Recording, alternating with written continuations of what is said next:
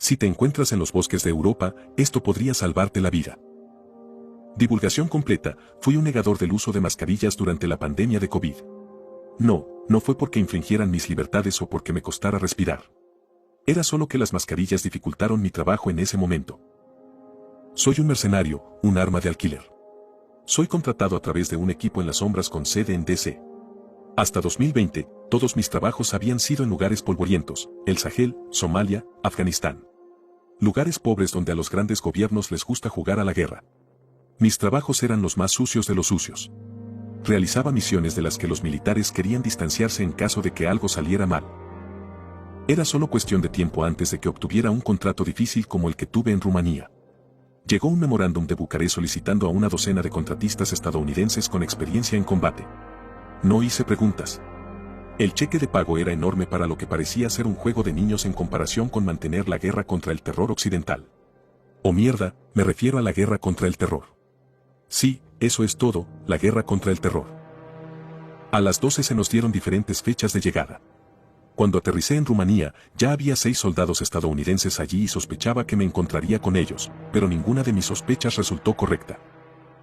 Al aterrizar, me subieron a un taxi contratado por el gobierno y, después de varias horas sin siquiera ir al baño, salí del auto atontado con mis bolsas de lona negra y mi caja de rifles. Una franja de gran bosque atraviesa Rumanía siguiendo las montañas de los Cárpatos en forma de una L invertida. Ahora estaba cerca de la cabeza de esa L, cerca de la frontera con Ucrania. Apenas podía creer lo que me rodeaba cuando llegué allí. Esperaba unirme a un equipo táctico para recibir instrucciones, pero lo que encontré fue un refugio con techo de paja. No tenía paredes, era poco más que una estructura para proteger a los viajeros de la lluvia durante la noche. El refugio estaba ubicado en el borde del bosque. Era una especie de puesto de control o punto de descanso antes de adentrarse más en el bosque. Había un solo sendero que serpenteaba a través de los oscuros abetos detrás de él y desaparecía en lo profundo del bosque. Algo no estaba bien con esta tarea, pero mi mente no pudo detenerse. Me detuve y respiré profundamente. La fragancia de las coníferas era un bálsamo después de 6 horas de oler el aliento de mis taxistas camellos. Pero el taxista no perdió tiempo en alejarse del aire fresco. Cerró la puerta de un portazo y se alejó a toda velocidad sin despedirse. Una salpicadura de barro me golpeó cuando el pequeño coche se puso en marcha. Sacudí unas cuantas gotas de barro de las mangas mientras me dirigía al refugio. Allí, un anciano atendía un fuego, con las piernas cruzadas, mientras 2 perros pastores de hocico gris apoyaban la barbilla en sus piernas. Yo no hablaba rumano. Revisé las instrucciones que recibí por correo electrónico. Todo lo que decían era que hablara con Boyan una vez que llegara al destino. Sabía que no estaba siendo engañado. Mi contratista tiene un sistema para verificar todas las comunicaciones. Se confirmó que el gobierno rumano me quería aquí, ¿pero por qué? Boyan. Pregunté y esperé una respuesta. El anciano asintió. Siéntate, por favor. Hizo un gesto hacia un lugar seco de tierra al otro lado del fuego. Moví mis maletas debajo del refugio y me senté. No estoy seguro de estar en el lugar correcto. Oh, lo estás. ¿Dónde están los otros soldados? Solo estamos tú y yo. Reí y sacudí la cabeza. ¿Y cuál es nuestro objetivo? Supongo que hay un puesto de avanzada terrorista en estos bosques. Señalé hacia los árboles. ¿O estamos persiguiendo lobos que atacan al rebaño de un pastor? El anciano me miró fijamente hasta que me sonrojé y desvié la mirada. Su expresión era una tranquila condena de mi arrogancia. Cuando su silencio enfatizó adecuadamente la estupidez de mi última frase, habló. Hay muchas tribus en estos bosques. Eligen vivir una vida virgen. Cortan madera, acarrean agua, pescan. Evitaron las ciudades para vivir en los bosques. Rompió algunos palos por la mitad y los arrojó al fuego. Los perros observaron cómo la nueva leña crujía y se quemaba antes de volver a cerrar los ojos suavemente. No siempre fue así. Había una tribu que era tan cruel, tan astuta. Eran los parasitii. Parásitos. Tomaban lo que tenían otras tribus en lugar de hacer sus propias cosas. No tenían pescadores, ni herreros, ni tejedores. Solo asesinos. Esta tribu se adaptó para matar y alimentarse de humanos. Les crecieron colmillos. Asentí con la cabeza, sabiendo a dónde iba esto. No fue Vlad el Empalador, sino estos seres enfermos, los que comenzaron las leyendas de Drácula. Ya veo, dije, escéptico. Bueno, lo entenderás. Eventualmente, cuando casi todas las tribus fueron aniquiladas, los parasitii desaparecieron. Algunos dicen que el diablo los tomó como sus demonios. Otros dicen que se escondieron en la tierra para hibernar hasta que más personas poblarán estos bosques para poder matar nuevamente. Pero la verdad sobre a dónde fueron, no importa. Lo que importa es que han vuelto. Permanecí en silencio por un momento, esperando que se riera de mi expresión estoica, que dijera que me estaba bromeando y que en realidad había una célula terrorista escondida en las cuevas. Pero en lugar de eso, pateó tierra en el fuego y los perros se levantaron y se sacudieron. Ven. Tenemos varios kilómetros por recorrer antes de dormir. Lleva solo el equipo que necesites. Fusil, munición. No te preocupes por la comida, tengo suficiente. Comencé a bajar por el sendero mientras yo permanecía sentado. Pensé en caminar hasta el pueblo más cercano y comprar un pasaje de regreso al aeropuerto. Esto era ridículo, pero ¿quién era yo para quejarme? Después de todo, me pagaban lo mismo. Ensamblé mi rifle, me lo colgué del hombro y dejé la caja de plástico. En las próximas semanas, aprendí que el mundo era un lugar mucho más grande de lo que jamás imaginé. Había ciudades en pleno funcionamiento en estos bosques, cada una rodeada por muros de abetos afilados como estacas y rebosantes de cientos de habitantes. Hacían su propia ropa, jabón y utensilios de cocina. Era como si hubiera tropezado con un portal hacia la época medieval. Me quedé con Boyan en una de las carreteras principales que conectaban los pueblos. Tenía una choza allí, y supe que su trabajo era actuar como una especie de patrulla de caminos. Grababa el comercio entre los pueblos y se aseguraba de que los bandidos no asaltaran los caminos. Pero apenas había comercio o tráfico entre los pueblos cuando empecé. El aire estaba lleno de silencio por el miedo. Aparentemente, hace un mes atacaron una casa familiar. Se encontraron agujeros en sus cuellos, drenando sus cuerpos. Los susurros y rumores indicaban que eran los parasitii, pero no se vio a ninguno de los atacantes. Con tanta naturaleza, patrullar un camino parecía inútil, pero Boyan dijo que las leyendas eran ciertas y que para que los parasitii lleguen a un pueblo deben ser invitados a entrar. No pueden esconderse en el bosque. Para ser honesto, la tarea no capturó completamente mi atención. Sentía que era una broma. Los otros 11 contratistas que fueron contratados tenían el mismo trabajo que yo, ayudando a otras patrullas entre pueblos. Boyan tenía una radio y ninguno de los centinelas de la carretera había informado de ninguna actividad inusual. Hasta que uno por uno, dejaron de comunicarse.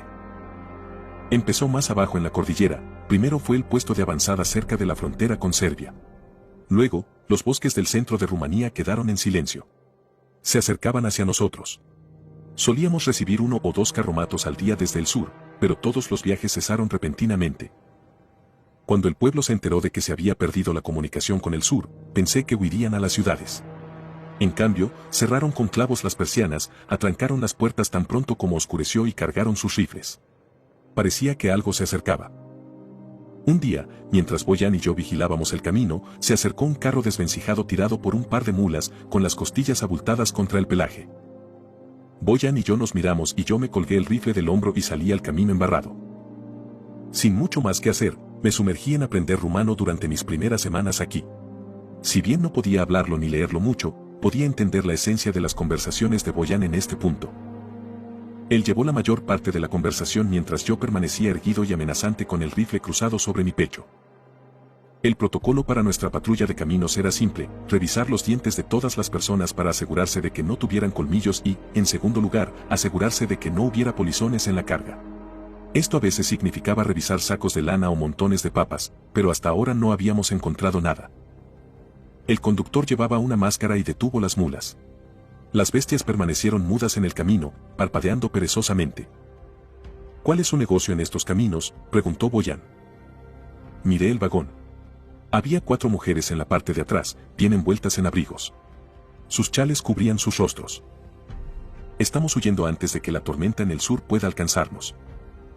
Boyan se acercó y yo lo seguí. ¿Qué saben sobre lo que está pasando en el sur? Algo viene.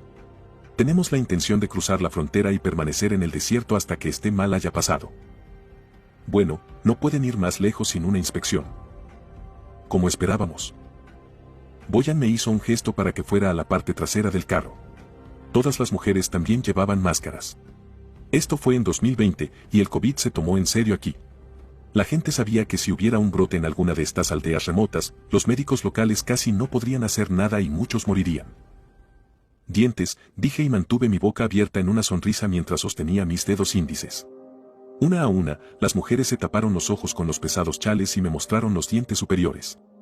Pero incluso antes de buscar colmillos, algo sobre su movimiento me molestó. Se movían rígidamente, robóticamente, como si algo estuviera mal con sus brazos. Las mujeres también mantenían la boca abierta de manera extraña.